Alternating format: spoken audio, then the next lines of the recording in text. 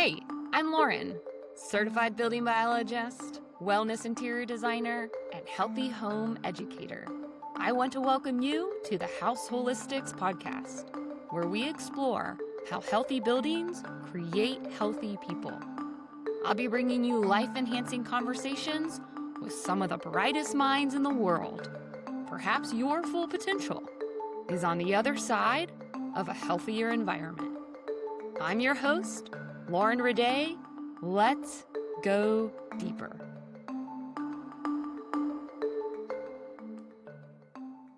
Today, we are going to talk about mold in homes from a terrain perspective. Love it. So, is mold illness the true cause of disease, or could the body be responding uniquely to the presence of mold?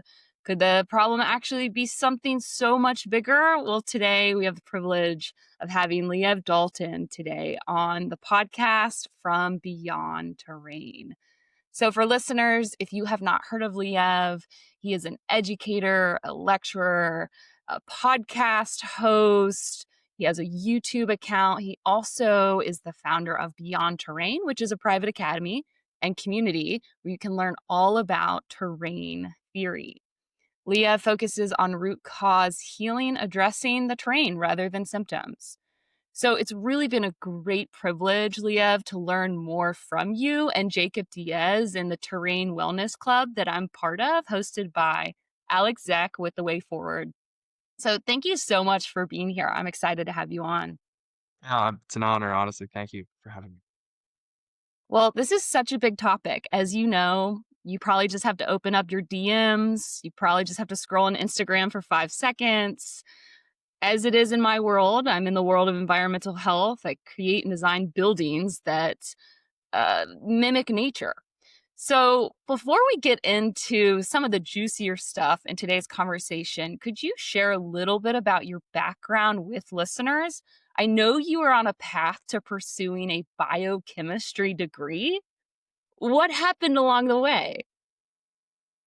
Yeah, so I studied biochemistry and molecular biology. I did complete that undergraduate degree. I think that's the plaque right there. I Congrats. had quite a change of heart halfway through my degree. And it was a big shift in my perspective. So, I couldn't have been more involved in modern science from every single perspective. I mean, I studied micro, I studied virology, I studied genomics quite in depth.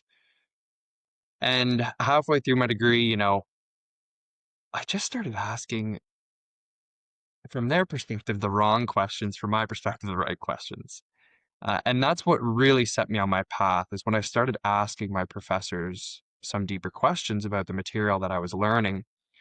And instead of receiving, scientific discourse, diving deeper into the literature, kind of, them acting as a true teacher and walking me through some of these concepts and why we believe them to be true, I was just faced with a ton of logical fallacies. Attacking on speaker was one of the most common, labeled a conspiracy theorist for questioning the PCR tests. Um, and that really turned me off academia. So then I started diving a little bit deeper into sort of the structure of academia, the scientific literature, diving deeper into empiricism. And anyways, that led me down quite a road. But I'm very grateful for my degree, my undergrad. I did learn a lot. I had some really amazing professors. Obviously, some were a little bit too dogmatic for my liking, but that's academia for you. That's modern academia. So I switched fields. I did a master's in counseling psychology, worked as a wilderness therapist, trauma, EMDR type stuff as well.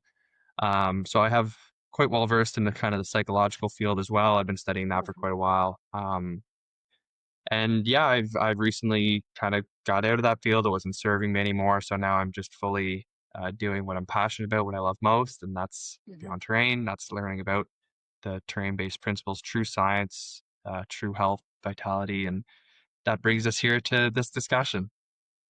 Yeah. So terrain theory versus Sure. germ theory. We know what that means, but a lot of people don't. So Mhm. can you explain the difference that is like really easy to grasp? Yes, absolutely. And so I think, importantly in this part of the discussion, understanding that the terrain sort of fits into this category of a paradigm shift. We're kind of looking at science a little bit differently, whereas we're attempting to use true scientific method, empiricism, to come to more valid and reliable conclusions. So when we think of terrain theory versus germ theory, this kind of pigeonholes us a bit as like, oh, this is an alternative theory, whereas we're just reevaluating germ theory for what it truly is. Mhm.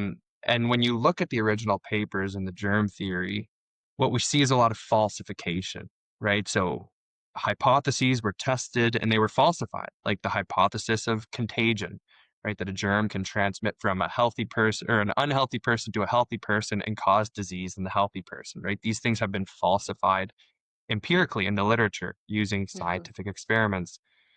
So the terrain is really a reevaluation of everything we've been indoctrinated with, all of the dogma that's been pushed onto us. We've looked at genomics, we've questioned that, at a very molecular level. Um, we, talk about parasites, why parasites, again, are not the root cause, Mhm. and mold, again, being a manifestation rather than, again, the root, right? So Mhm. in the terrain paradigm, right, we're truly concerned with the root causes. And I think that's one of the things that really differentiates people who study the terrain versus people who are still kind of in the dogmatic germ theory world. It's just Mhm. looking a little bit deeper, right? It's looking if there's a fundamental condition that's required for Mhm. something to happen, then that is closer to the root cause, right? So I'll give you an example. It's like we talk about germ theory and it's, well, the reason why contagion's not always observed is because of the Mhm. host's immune system. And it's like, okay, so the Right. host immune system determines whether or not you can get got by this germ, right? By a parasite, Yeah. by a so-called virus, by mold, right? It depends on the host immune system. Okay, so then let's ask the question, what lowers a host's immune system? And it's like, okay, well, lack of sleep, lack of movement, lack of sunlight, lack of nature, toxicity, right? Mhm. Lack of nutrition, stress. It's like, okay, so if these are all fundamental conditions for you to be susceptible to a germ, then it's not a lowered immune system that's at the root of this discussion, right? We're actually looking at the root causes being our habits, our environment, right? The toxicities and deficiencies therein, which are the true causes of disease at the foundation. So it's just a big reevaluation. I hope that was clear Mhm. enough and sets us up well for our discussion today. Mhm. Absolutely. Yeah, and I think since 2020, people have been wrestling with this idea as it has come to the surface of what am I actually afraid of? What is the root cause here?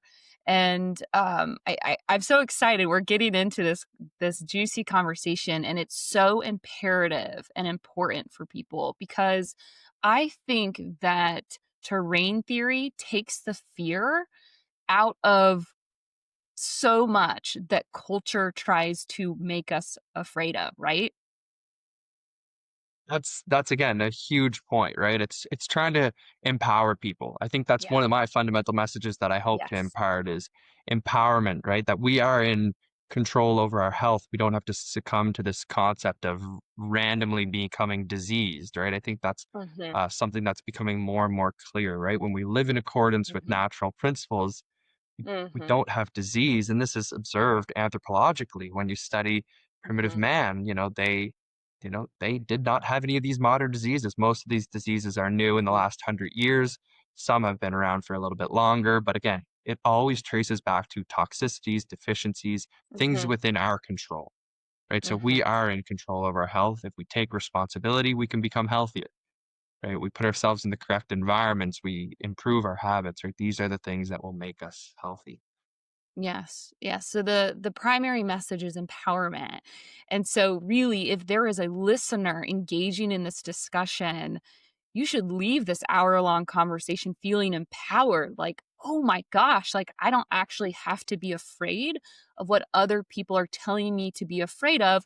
There are a lot of great steps that can be taken to reduce exposure levels and toxicity. And we'll get into that towards the end.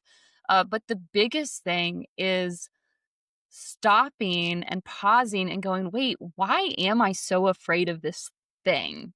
What's going on here? So, just want to lay that as a foundation, the message of empowerment.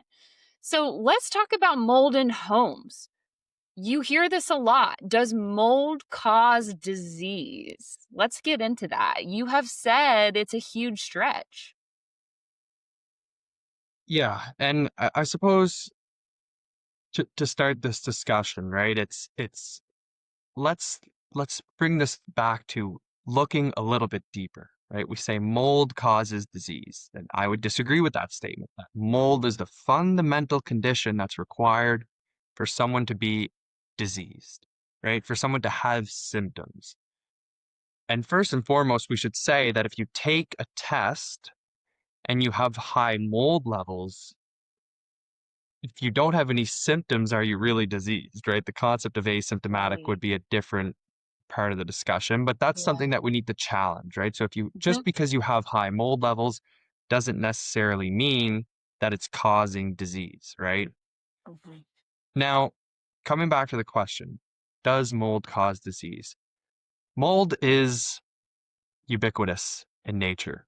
When you go outside, you inhale millions of mold spores. I was out Mhm. walking this morning in a Yeah. little forest nearby. I probably inhaled like millions of mold spores. I mean, an unknown amount, like an extremely high amount of mold Mhm. spores. I'm surrounded by supposedly moldy conditions. I feel the best that I've ever felt in my life. Mhm. I don't have any, overt symptoms, right? I work through my own sort of vulnerabilities and strengths in my own life, and that's a different discussion. But I don't have any, chronic inflammatory syndrome or anything like that, right? Even though I'm inhaling a ton of mold. People who spend lots of time outside, they inhale tons of Mhm. mold. Now, mold in the home is a very different story because with the discussion of mold, we have to get to the root, the terrain, the Yeah. environment of the mold, right? So black mold in nature versus black mold in a home, what's the difference? Black mold in nature is growing on trees, dead, Mhm. dead, decaying trees or Yeah. plants in any capacity. In the home, it's growing on drywall. It's growing on MDF, right? It's growing on, this is MDF as well, this bookshelf that I have near me. It can grow on concrete. It Behind can grow wallpaper. wallpaper, paint, Yeah. right? All of these different building materials that we use in this modern world, Mhm. they're growing on these substrates. They're growing on these environments. And so when you look at this environment, these are the most synthetic materials that we're exposed to, I think, in the modern world. The use of adhesives, we could talk about things like formaldehyde is probably one of the most common things. It's a known carcinogen that is Yep. leached into the air when it from building materials. Even something you wouldn't even imagine. I bought a shelf the other day. I needed some storage space. And I Mhm. bought the shelf and I bought it from Costco. I just needed something to put a few things up. Mhm. And on the side of the box it said compliant with formaldehyde regulations.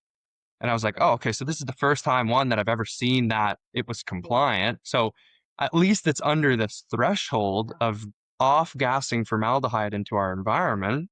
And this is without mold, right? Just as is. From the And then it's like, manufacturer. how many things aren't formaldehyde compliant? So when we look at the substrate, we look at, you know, what's going into a lot of these building materials. I mean, they're completely synthetic, right? The Mhm. insulation, again, completely synthetic.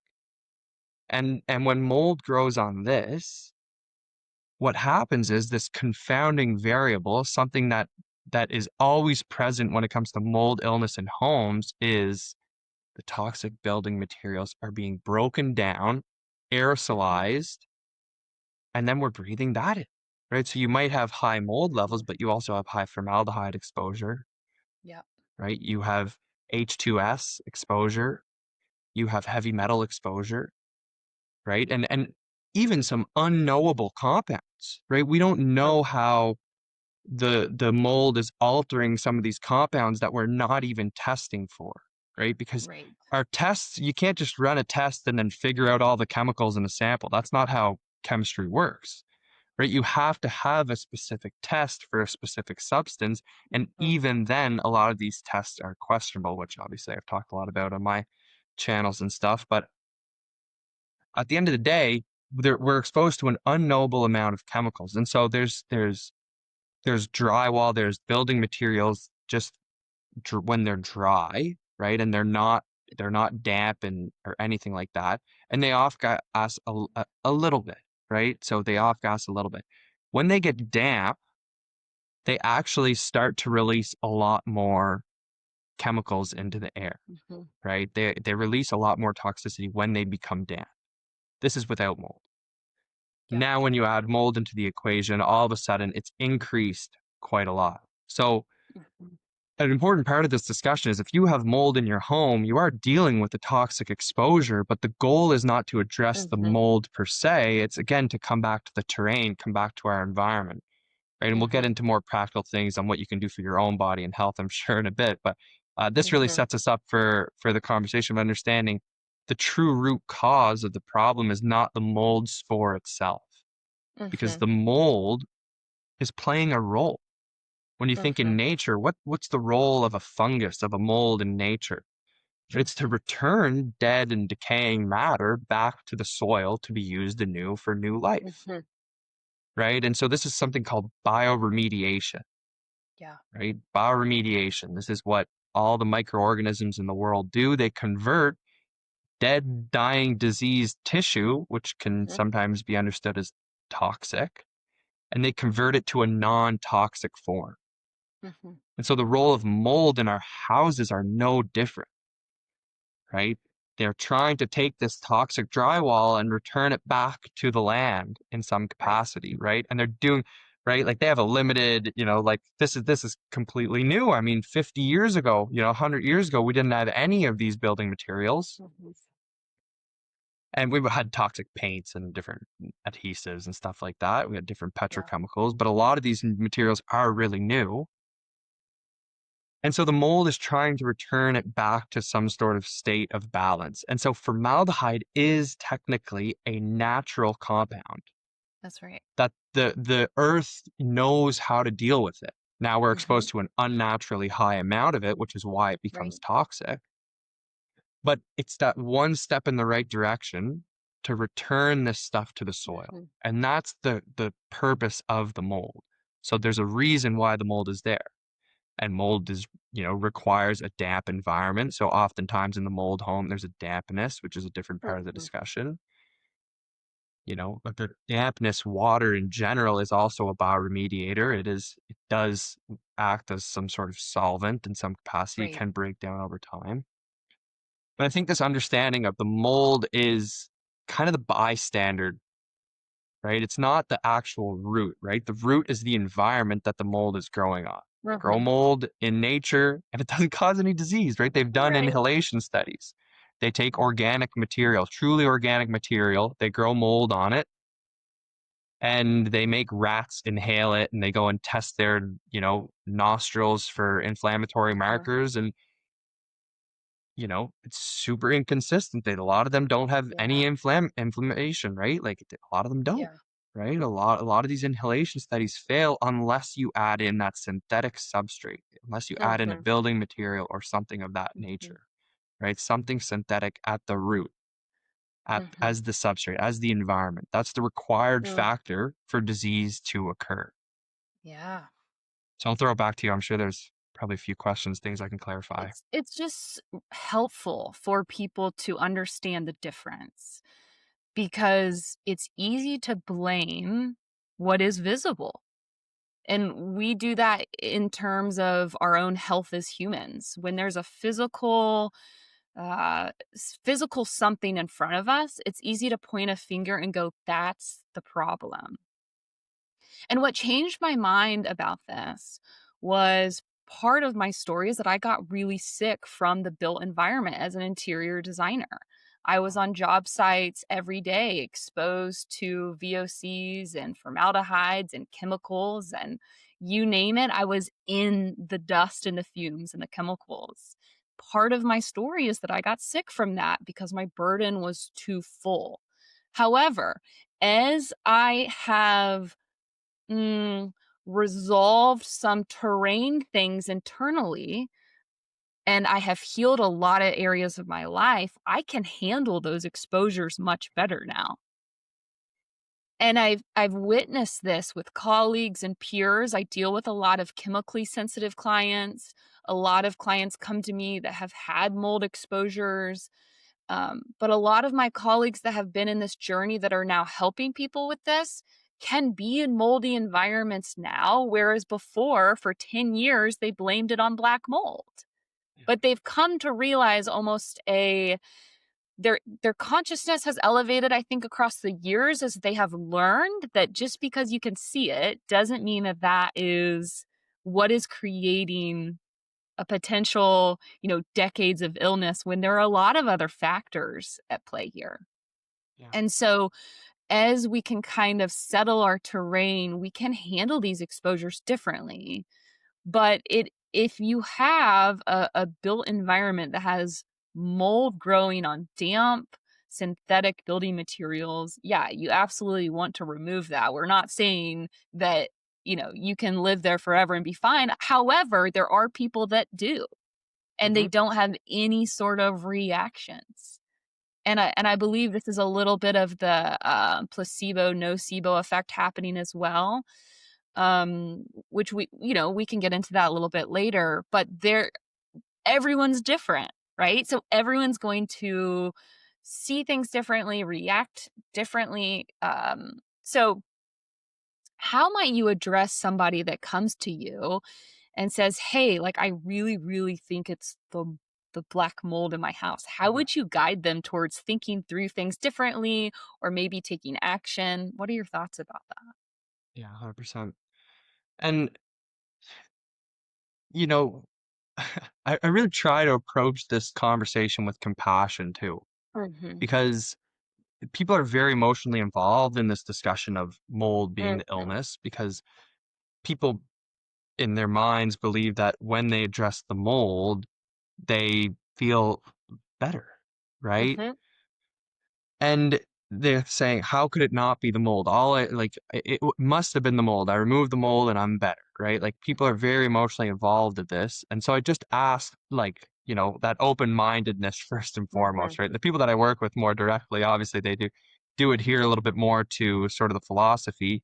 But Right. people listening in and people watching the Instagram videos and stuff where it's a little more emotionally charged, where the hook is, Mhm. mold doesn't cause disease, you have that emotional attachment. And I'm not trying to come and say that, maybe you healed from cleaning your environment. I mean, I agree with that. When you clean your environment, people get better, right? And I would say that people going on a mold healing journey Mhm. often do more than just clean the mold, right? They do improve their habits. They start going outside more. They walk more. They want to move their body. They eat better food, right? And it's like, Yeah. was it the mold or did we just start regulating our Yeah. bodies, right? And supporting our bodies and building that resilience as you're mentioning. Um, because there's many stories that we could bring up here, right? I've talked to people where they've done every single mold detox protocol on the market and they temporarily get better. They remove their home. They spend tens of thousands of dollars remediating Mhm. their home, removing the mold.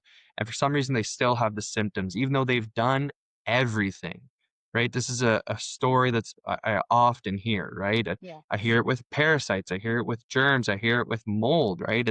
I've done the detox. I've removed it from my mind. I still have chronic fatigue. I Spent still have thousands of inflammation. I dollars. still am stuck, right? And it's like we're kind of missing these root causes, right? So a lot of these kind of functional docs, naturopaths, right? Like we're looking at the mold instead of maybe Mhm. supporting the body's processes to neutralize and eliminate toxicity from the body and then rejuvenate our bodies, support the system, build the resilience. So in any healing protocol, right? And there's no one healing protocol, Like even the clients Right. that I work with, I don't have a protocol. I don't have an approach.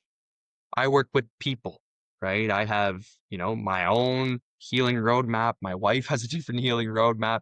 Lauren, you have your own healing roadmap. My daughter, who was just born 3 months ago, has her own healing journey ahead of her, right? Mhm. It's everyone is so different. It depends on who you are, what you're trying to achieve in life. So Right. with any protocol, a one size fits all, red flag. Yeah. That's a red flag right away, right? Um, so when it comes to mold, someone approached me, what can I do with mold, right? So it is true, I would remove the substrate from the environment. And I think this is an important discussion because if we think that it's the mold, well, why don't we just spray it with bleach and then paint an anti-mold paint on it, Well, right? yeah, I mean, if you were sprayed with bleach, you'd be pretty irritable too, wouldn't you? It gets irritated, and it Absolutely. wants to fight back and fight harder.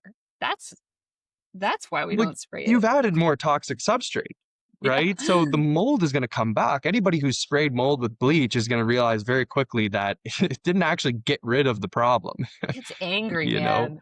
it's going to come back with a vengeance, as you're saying, right? So when Yeah. we say that mold is not the root cause, then it changes the way we view remediation of our home, right? It's Yeah. remove the substrate, right? So if you have mold in your home, you need to remove anything that it's kind of growing on in a way, Mhm. right? So that would be the way to remove it from the environment.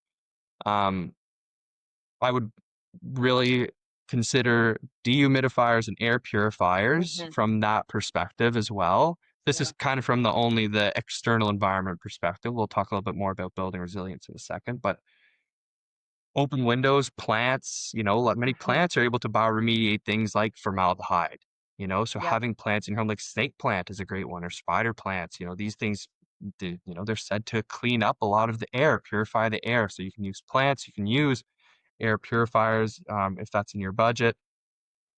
Keeping the area dry is probably going to be one of the most beneficial things to remove sort of the increase in off gassing, right? So lowering kind of the amount of release, right? Removing the substrate and then make sure the area is very dry. So if you do ever Mhm. have water, making sure that it's very dry. We don't want to leave building materials wet because even if there's no mold, wet building materials still release more of these volatile Yeah. organic compounds.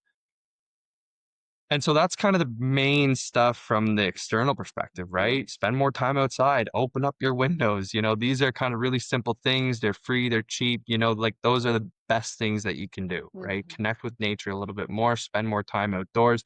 I mean, it's getting cold here, it's winter time, and people get sick in the winter. They get seasonally depressed and they get the flu all winter long. They just stop going outside. That's one of the main Mhm. reasons, right? We start disconnecting from our values, our goals, our purpose, right? And we recede into this, internal world of our own four walls, right? So that's like Yeah. number one for me. It's always integrating more nature into our lives, into our lifestyle. And so when it comes to ourselves, right? When Lauren's talking about something like, well, I can still be exposed to a lot of these things and I don't have the same symptoms that I've had. We talk about building this internal resilience. So within the Mhm. terrain, again, we have sort of this overarching terrain, which essentially means everything. The terrain is Mhm. everything. This is kind of a famous quote in my world, right? The terrain is everything. And we can categorize this for our own, you know, mental understandings, but we can categorize it as an internal terrain, which is our bodies, and an external terrain, which is our outer world. So we just kind of talked about the external terrain. Building a strong, a resilient internal terrain is through support. We need to support Mhm. our bodies, right? Our bodies are extremely intelligent. They know how to deal with many of these things.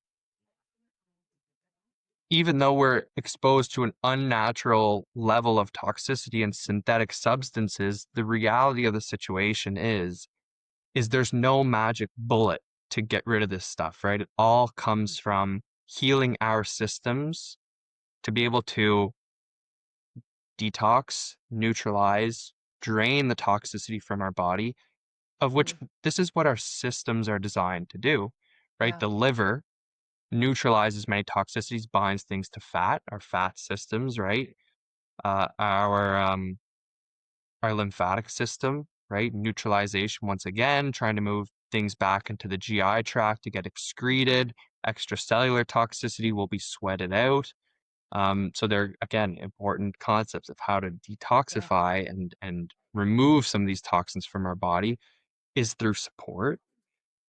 Additionally, what is always overlooked in these detox protocols when it's parasites, mold, germs, whatever it is, even if it's toxicity, everyone's fear mongering about heavy metals and toxins everywhere, Yeah. right? And that's not the perspective that I take at all. I hope that's not coming across because our bodies are resilient. But what everyone focuses on is stripping the body of everything. They use zeolites, they Mhm. use chelation therapy, they use binders, all of those are not natural ways of removing stuff Mhm. from the body. These are like antibiotics. They kill everything, right? Mhm. You take an antibiotic, you kill your entire microbiome. You take a zeolite, you're stripping your body of nutrients and minerals.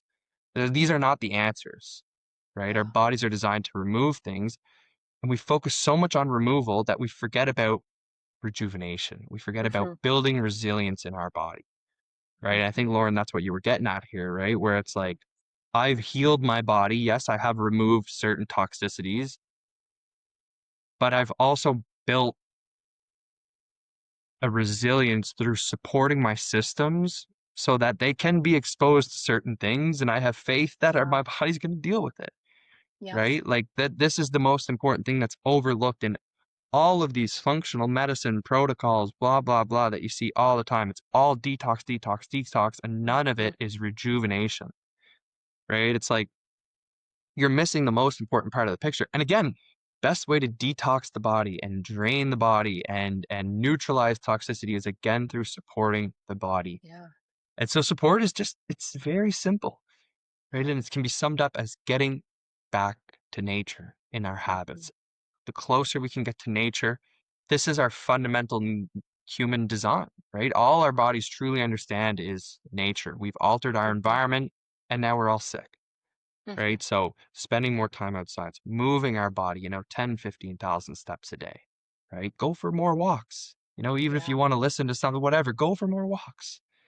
You know, it's the simplest way. You don't need to go into the gym and do a big strenuous workout. Oftentimes this burdens people's nervous systems. Some people can't handle that, Totally. right? A lot of these workouts Yeah. are not sustainable and they're not natural biohuman mechanics either, right? Mhm. We want to be eating whole foods, raw foods. Raw fats are Mhm. extremely nourishing for our bodies, our nervous systems, and neutralizing, right? So Yeah. we're lowering the damage that can be caused by a lot of these things. So raw fats, raw food in general, but whole food is a must, right? So Yeah. avoiding, increased toxicity, avoiding the processed foods. This is really important too.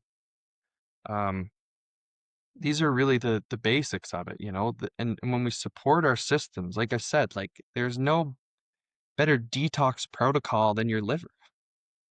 So love your Amazing liver, liver. right? Like Yes. like that's Yeah. that's the again, we overlook it. We try to force the body to do Mhm. something. And nature doesn't act by force, right? Mhm. Nature acts through adaptation, through Yeah. balance, right? All these processes are Yeah. homeostasis, trying to get back to some sort of balance, right? So when I talk about get back to nature, these are the fundamental things that we can Mhm. do now. Some people can get stuck and you might need to do you know, a little something to give your body a boost. I'm not saying that that's out of the realm, but if Right. we continuously just do protocol after protocol after protocol and your systems go away and symptoms come back and the symptoms go away and then they come back, we're just getting Mhm. stuck in this perpetual loop of symptom suppression rather than addressing Mhm. the root causes, which is the fundamental question here.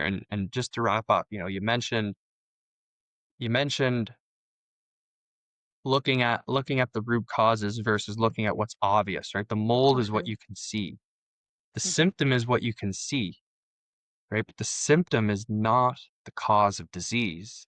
It's Yeah. still the body adapting, right? It's still the body trying to achieve some sort of balance and homeostasis. So even though you can see the body in a fever, the fever is not actually causing the disease, right? The fever Mhm. is trying to accomplish intelligently a process. So even allowing some of our symptoms to manifest. If you get a cold or flu-like symptoms, right?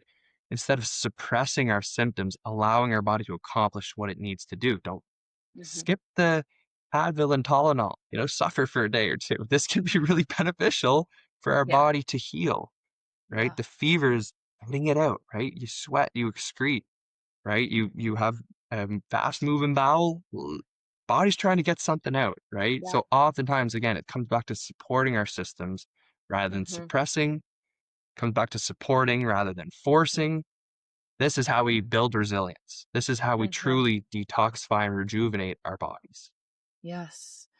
And I have been a victim of spending thousands and thousands and thousands of dollars on functional protocols in my past because there was something in my body. So I was told, whether it was heavy metals or parasites, that we need to get out ASAP for you to get well.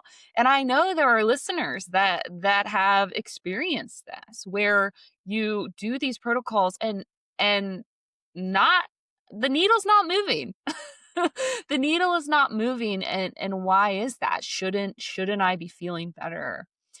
And what I've come to learn is those parasites or that mold or even the heavy metals, what if they were there for a reason? To serve you, to benefit the environment because it's doing what it knows how to do. And so they're there to clean stuff up that maybe you're not necessarily inputting into your system yet. And so we've demonized these things. And of course, there's this whole, financial aspect to it. And I understand that.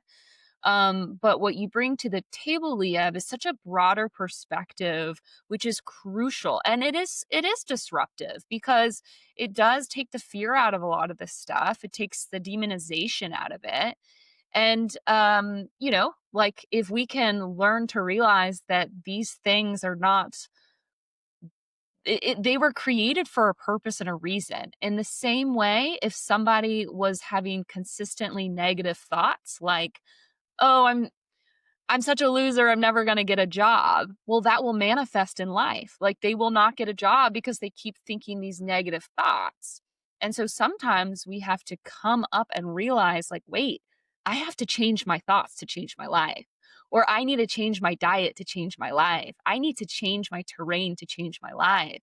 And so, as building biologists, we refer to the built environment as a third skin. And it matters that much to our internal environment beneath our skin. So I love that you are consistently sharing that message because it can change the entire paradigm of the allopathic world and the naturopathic world, don't you think? Completely. Yeah. Yeah, it's funny. I was talking to a naturopath yesterday, um, and there's still a lot of dogma in that field, Yeah. right? And when you think about the fundamental principles of naturopathy, you think about first do no harm, and you Yeah. think of treating the body as a whole, using nature as medicine. A lot of these things we've gotten away from these fundamental principles. We use proxies, right? You mentioned testing. I have a big, big problem with tests. When I work with clients, I don't work with tests. I work with people, Mm-hmm. which is crazy in this world, right? People come to me and they're like, so how are we going to measure my success?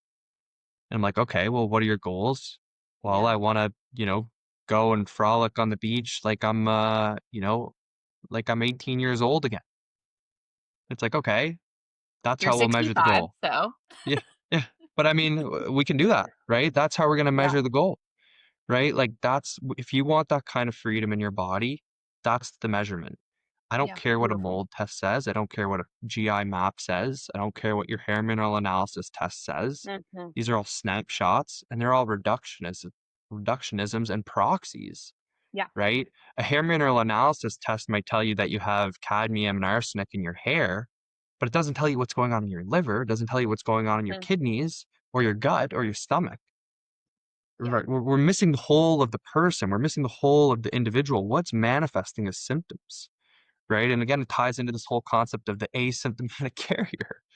It's like, Mhm. again, part of this fear mongering narrative. You have high mold levels. Oh, you feel great. That doesn't matter. You have high mold levels. Take this detox protocol, Ugh.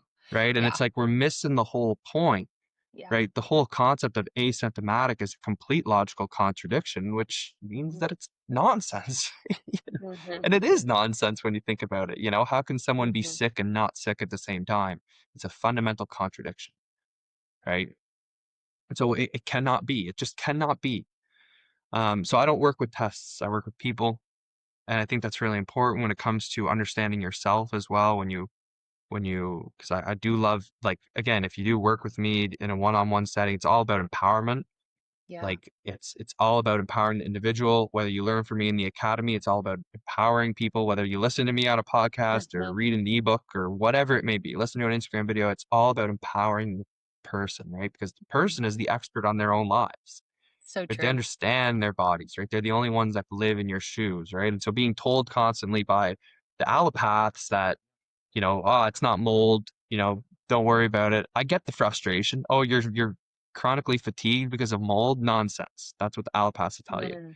Functional docs will sell you a $5,000 detox protocol after a 15-minute call because they fear mongered you into thinking that the mold is the actual problem.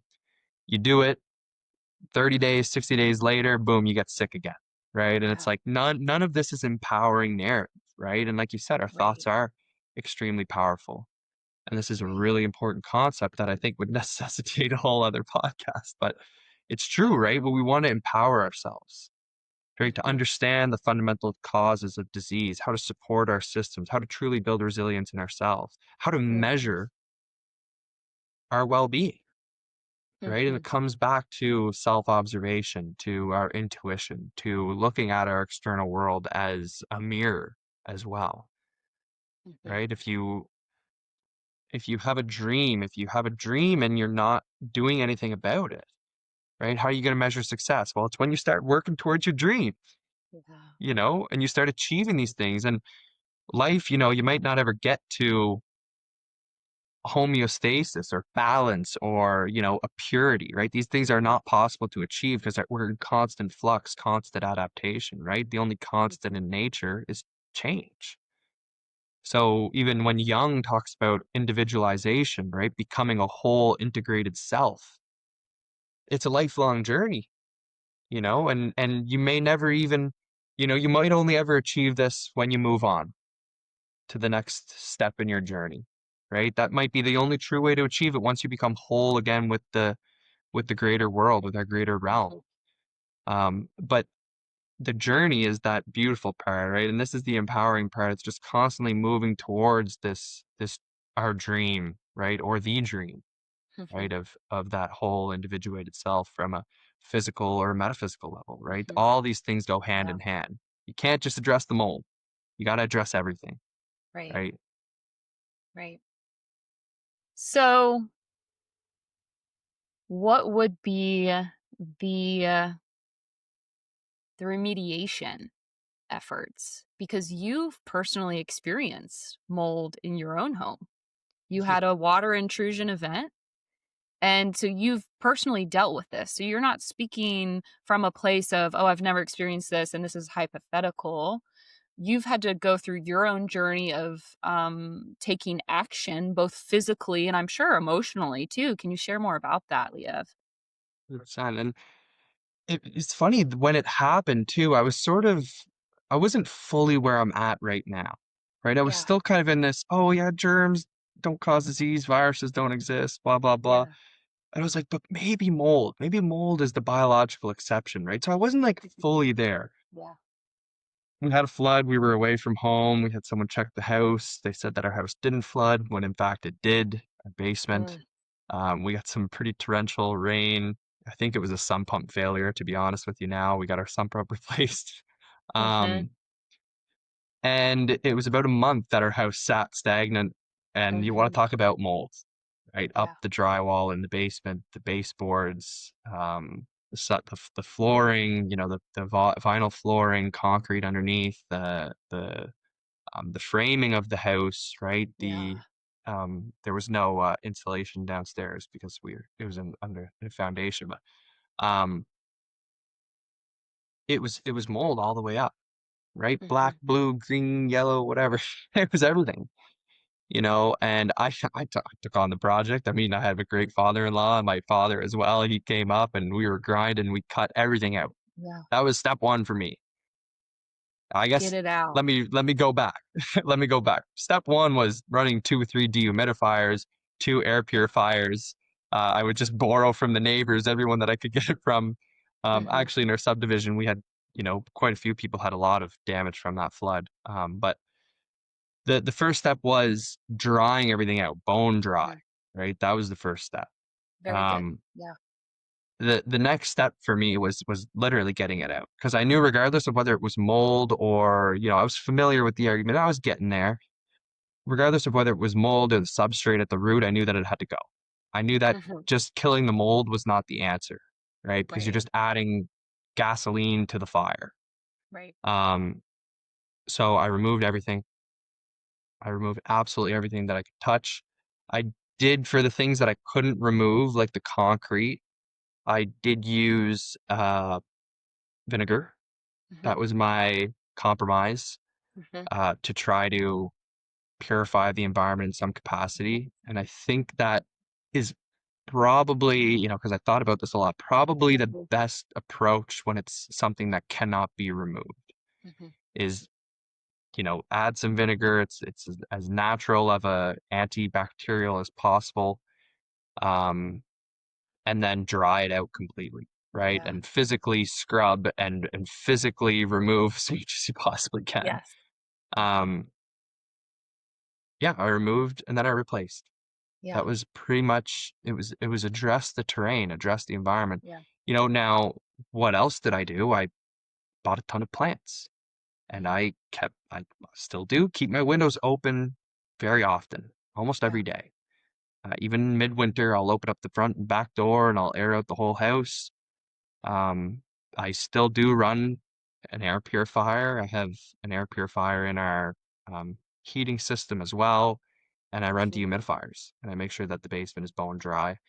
Yeah. Now, dehumidifiers do add in another interesting condition for our sinuses, right? If the air Yeah. is too dry, this is also an unnatural Hmm. condition that can be a source of sort of dis-ease.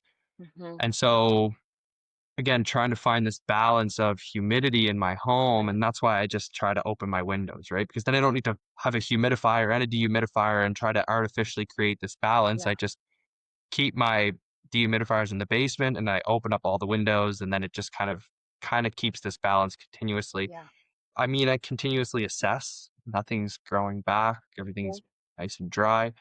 Hmm. I would have loved to replace my, you know, walls with better building materials, but Hmm. unfortunately I was not financially in the place to do so, so I put up drywall. Hmm. Um, you know, and I tried to protect myself and, you know, use a mask and goggles Hmm. and gloves and Yeah. um made sure that again I cleaned the environment. I didn't want any debris laying around, so using like a HEPA vacuum to make sure that Very I'm good. not just air slicing everything. Like these Right. are some of the considerations that I think are important. Hmm. um, even again, I used a paint. I didn't use like a nice lime wash or anything like that. Again, I'd love to use these things, Hmm. and God willing, one day I'll get there. Yeah. But you know, I opted for a low VOC, right? Hmm. Just any attempt that we can get. Again, Hmm. I I was able to invest in pine baseboards rather than an MDF. Yeah. Um, but these were just some of the things that we can make the switch, right? When Hmm. possible, right? Because Yeah. a lot of us are constrained financially, and that's understandable in this world, right? But you know, over time, hopefully, we continuously get better and better. You know, for in the Hmm. summer, you know, we go to our cottage, the in-laws' cottage, and it's pine. Everything's pine. Amazing. All the drywalling is pine. There's no drywall. Yeah. It's all pine. It's Yeah. beautiful, right? Yeah. And now they stained it, so that's probably a little bit of There VOCs are coming up, natural but things. yeah, then it for natural stain again. Now I use like all the furniture that I buy. I have a pine like coffee table here because I'm Yeah. sitting on the floor, which again, getting back to these natural Are you biomechanics. sitting on the floor too? Yes, yeah. because I'm sitting on the floor. Wonderful. I love that. That's so important, right? Great for the I love hips, that great for for the us. spine. Yeah, me too. That's amazing, right? These are the subtle shifts. These are the Yeah, subtle shifts that we need to make to get back to nature, right? yeah. Like I've tried to force my hips to be mobile for years, Mhm. and I haven't done hip mobility consciously in 2 years. My hips have never felt smoother, more open, Mm, no mhm. pain. I have good running biomechanics. Yeah. It's Yeah, little shifts like this that can make a world of a difference. yeah. Well, it sounds like you did everything right, Liev, when that water intrusion event happened. I mean, it can be really stressful to see an investment and your Yeah. safe place covered in mold. But you did everything right with what you could do at the time. I mean, yes, like dehumidifiers, trying to get that relative humidity below 50%. I mean, because below 50% is a great reduction to potential mold development. Anything higher, 50 to 60%, is just a welcomed environment for mold and mildew. So the fact that you knew to do that was awesome. And for listeners, if you've experienced this, you can measure it with a hygrometer meter. You can just put it in the room that you are wanting to monitor, and it will measure the humidity label or levels. It will measure the water vapor in the air, and it's expressed as a percentage of Wow. relative humidity. So this way you can make adjustments as needed. If the readings are consistently higher, what can you do to get them in an optimal range? And a dehumidifier, yes, it can kind of change some things, but it does lower high Yeah. humidity. So that's great. And I do want to just add, because I've been meaning to talk about this, and I just haven't had a chance, but I think this would really connect with our conversation, Liev, is thinking about our buildings through the lens of building physics. There's a reason why our building envelopes are assemblies in the way that they are meant to be. So, if we were to include, let's just talk about wallpaper. We want our walls as vapor permeable as possible. So, in your event, since there was a water intrusion event, we want to build just in case that happens. We want that water vapor to move freely through the wall assembly. So, Yeah. what happens is if there's some sort of water intrusion event and there's wallpaper or latex paint, that vapor gets trapped. It's not able to move through the building assembly, Mm. which can lead to condensation and can create an ideal environment for microorganisms. So that's why I don't suggest wallpaper, because it's typically plastic based, PVC, vinyl. Um, but like even like a great step is to introduce some sort of vapor permeable wall coating. So that would be the Yeah. lime plasters, the clay plasters, so that any vapor can move right through the wall assembly no problem and not get trapped. And that's another way to keep that relative humidity low. And I will say the price points are fair and comparable now to, the average conventional standard wall coatings, because it takes less coatings to use lime wash or clay paints. You would maybe do 2 coatings versus latex, you would use 3 to 4. Mm. So it ends up being the same price and Yes. less work. Oh, I love that. Yeah. Yeah. So it sounds like you did everything right. And I think that's where people really freak out is, did I do it in the manner that it was supposed to be? And then that creates anxiety and nervousness and frustration. So um did you experience any sort of kind of emotional fear, like fear? How did you deal with that? How did you work through that? Yeah, 100%. I mean, absolutely, because uh, we were planning on having a family. Yeah. And again, the fear mongering is I had mold illness and I was infertile, right? Yeah. And it was like, oh my God, am I going to be infertile because of the water damage in my home? Yeah. And it was like when I think about why I'm doing all of this, it's Mhm. all comes back to my family, right? Like that's what drives me to do everything. It gets me out of bed every Mhm. single day. And I knew that that's something that we wanted. and that was the source of fear, right? And so Mhm. again, coming back to that, this narrative shift, this empowerment of, no, I can support my body and I am Mhm. resilient, and even that belief system, right? It's a At the end of the day, this is a much more enjoyable belief system. If to Yeah, say good I'm point. wrong, I'm going Yeah, through life with an empowering mindset, yeah, and that to me is the yeah. most important thing. Mhm. Um, if I'm wrong about mold and germs and parasites, so be it. At least I was empowered through my life, Yeah. right? And so that again, that narrative shift of, no, I have control over this, right? I know Mhm. I can control my mind and I can clean my Mhm. environment, and Yeah. I did my whole basement for under $500 just because I did it Mhm. myself. Like, Right. I had a neighbor, he spent 40 grand on his basement. He had to go through insurance, right? It's like where I was fortunate enough to just be able to pay out of pocket and do it myself, like, so you empower yourself with the knowledge of what you can do. And trust me, I'm no carpenter. I'm no, finished carpenter whatsoever. It's a Mhm. little bit choppy down there, but hey, dad and I did a pretty good job. Um, like, it's that empowerment piece. It always comes back to that, right? I could Mhm. have just continued with this fear-based narrative, and this underscores a greater healing of the psyche, of the mind as well, right? And Yeah. just building this empowering mindset within my day-to-day life.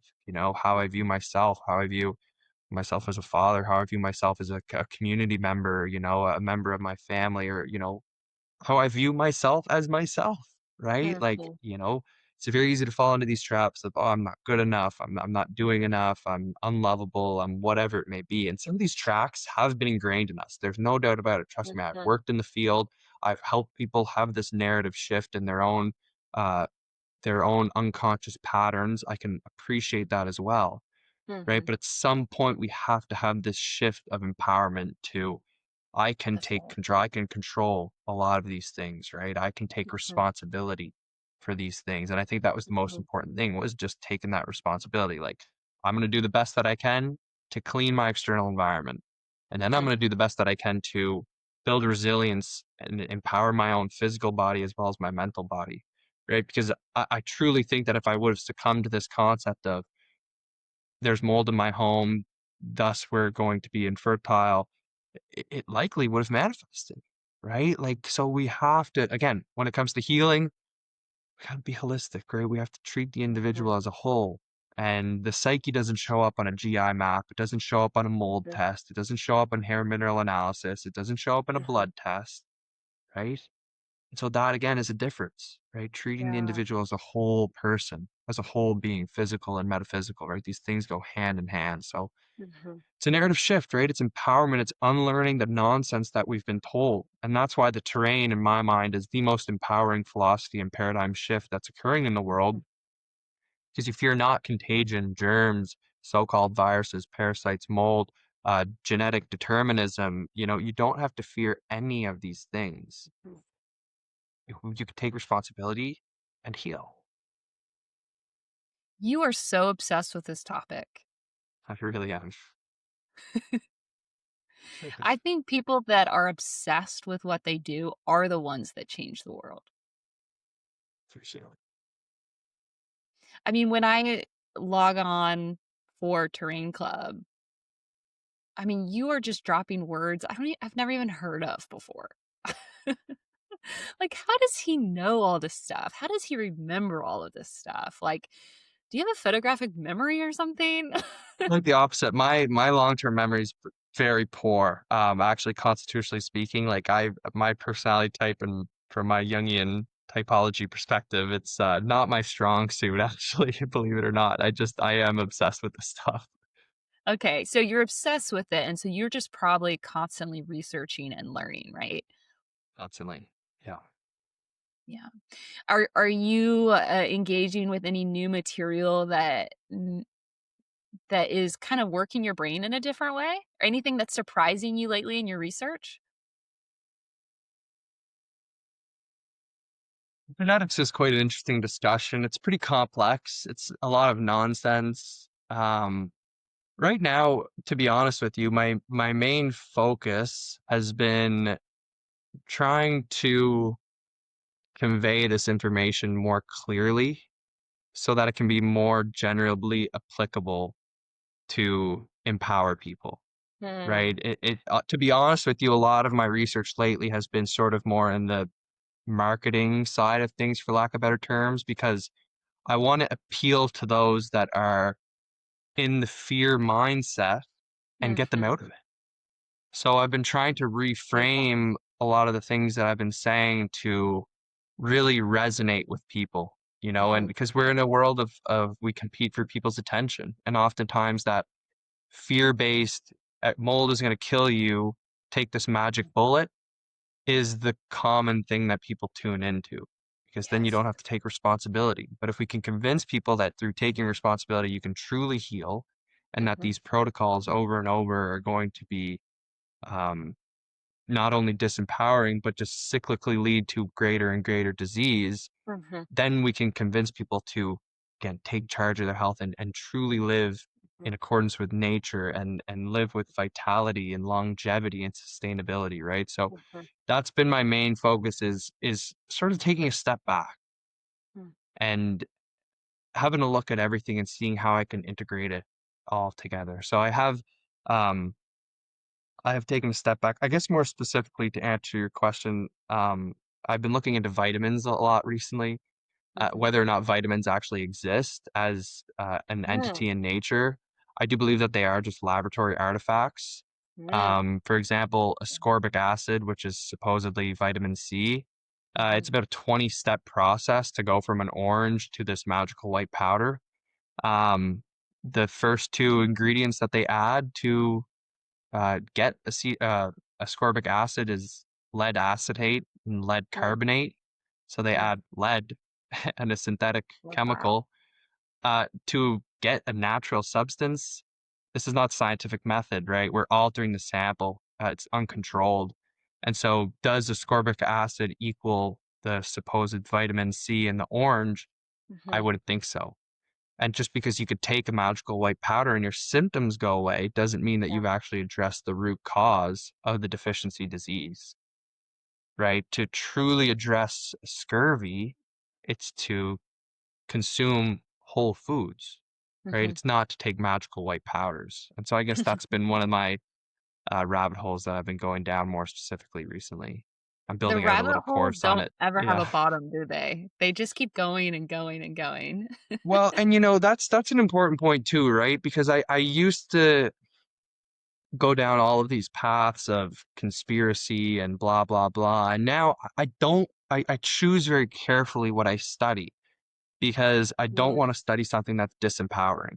It's very easy when you come into this alternative world to be like, oh, the elites are controlling us and we're not in Mhm. control of our lives, smart Right. cities, they're going to take away all of our freedom, whatever. I live in Canada, which is probably one of the least free places in the world. And I've never been more empowered and sovereign in my being, in my person, right? And that's what I study. That's what I choose to dive Yeah. deeper into rather than these disempowering, oh, we're being controlled by the government, we're being controlled by the elites, right? Because it's very Mhm. easy to go down these paths, and there is no end. And these are disempowering in Mhm. some capacity. There's a certain amount that's important to understand, but again, you can get overtaken. And again, part of my work is not just taking people from the allopathic world and empowering them with this. It's taking people from the Mhm. alternative world and empowering them with the terrain as well, right? So that's kind Mhm. of part of that step back of like, how do we get people out of this fear-based mindset, which transcends both the allopathic, the functional, the nature, so-called naturopathy world, Mhm. and it's bringing people back to this terrain. The terrain is everything. It's everything. Bring it back to the self. Terrain is Yeah. everything. It Yeah. really is. So to sum up our conversation today, Liev, it was an amazing conversation, and I think this will encourage a lot of people who are on this journey, who are maybe experiencing those red flag moments of, "Oh, no, I have mold in my home. Oh, no, I'm facing this protocol or that protocol. What do I do? How do I go about it?" It's almost like take a deep breath and recognize that Mold is doing what mold is meant to do: decompose what needs to be decomposed. And it's trying desperately to do its job in the same way that our beautiful bodies are trying to decompose what needs to decompose and create life where we need to create life. So, what can people do to reduce the possibility of mold showing up in their homes? What are some proactive steps that people can do? Just briefly share a few things. I'd probably simply just run a dehumidifier. You know, the Yeah. reality is we don't live in teepees, we don't live in little wigwams anymore. We don't live in, houses made out of mud where there's free flowing air constantly. Mhm. We don't live in houses built out of stone and thatched roofs, and we don't run real fireplaces in our homes anymore. So we live in modern homes. If you live in a modern home, sometimes you need a modern solution, and so run a dehumidifier. I think that's probably the Yeah. simplest way. If you keep things dry, Mhm. dampness is a fundamental condition required for mold to grow, right? You'll Yeah. just minimize the off-gassing the drier it is. Have that balance, keep those windows open. I mean, those are Mhm. really the fundamental things that you can do. Spend more time in nature, right? Yes. We're not Yeah. meant to be in stagnant air constantly. You spend 24 hours, 20, except for when you walk to your car to go to work to sit in a different four walls. Yeah. We spend almost 24 hours a day inside, Mhm. especially in the winter time. Spend more time outside. There's no such thing as bad weather. There are only bad clothes, right? Mhm. It's like change this narrative, right? It's like get Yeah. back to nature in any way that you can, um, and continuously implement this more and more. That's the fundamental way. Proactive, uh, you know, habits are the best medicine. Prevention is the best medicine Mhm. in any way, right? So dehumidifiers, plants. I love Yeah. having as many plants as you can. I'm terrible at keeping them alive, but I love buying them, and I should do better. And I would add too that if you are planning on doing retrofits for your home or the space that you live in, home improvements, avoid the synthetic chemical laden building materials and opt for natural building materials that have hygroscopic properties that can absorb that moisture and release that moisture as it deems appropriate. So that's the corks, that's the wood, that's the limes, that's the clays. And so, as you move forward, in the same way that a listener may have swapped their synthetic petro based clothing for linens and wools, do the same thing for your home environment. I mean, I like to encourage folks to treat their front door like a filter in and of itself. What are you bringing into your home environment? Whatever you bring into your home environment, you become the filter for that. And so just baseline, like check everything that you're bringing in and decide, do I want to bring this into the person and the place that I want to become and where I want to live? And just to take like the overwhelm factor out of it. It doesn't have to be overwhelming. But in the same way, agricultural and food and medicine, we have strayed so far away from nature's original intent, it's going to naturally feel a little overwhelming just because we're so far away from the original creation. But it doesn't have to be, it can be slow habits over time to create a resilient terrain. Yeah, 100%. And the house is a real sacred symbolism for our own psyche as well. Like Yeah. when you like the feng shui sort of Mhm, philosophy is something that's very interesting, right? Like mhm, the way that you keep your kitchen, right? How that it's kind of symbolic of the financial health, or your bedroom, mhm, right? Like your overwhelm, your mental health, your basement, cleaning out your basement, right? And mhm. purifying your basement can help you kind of purify your own depths and darknesses and shadows Yes, of your own self, right? And so yes. viewing this in this way as like this sacred environment, Mhm, right? Our home's so important. Like this is a very, very important connection that it mhm, transcends the physical, right? mhm, So take in that extra step too. mhm. Yeah, beautiful, Leah. Thank you so much for this conversation. Thank you. Is there anything else you would like to add or contribute? Yeah, I have a podcast of my own. There's tons of free information on the YouTube channel if you're really interested in this stuff.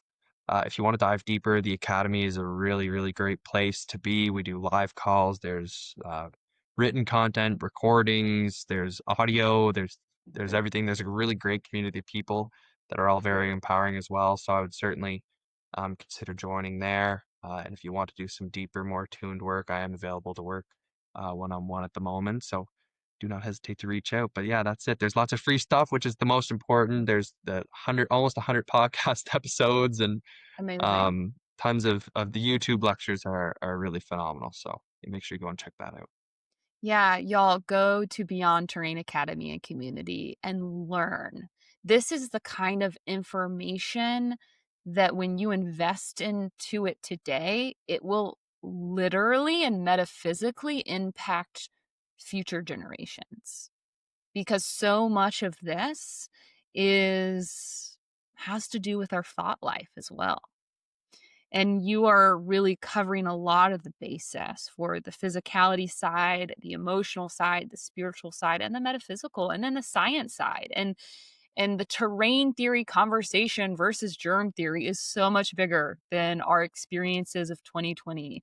And it's so much bigger than, oh my God, I need to use hand sanitizer. It's so much bigger than that because it really creates a ripple effect for how we treat other humans and how we view ourselves.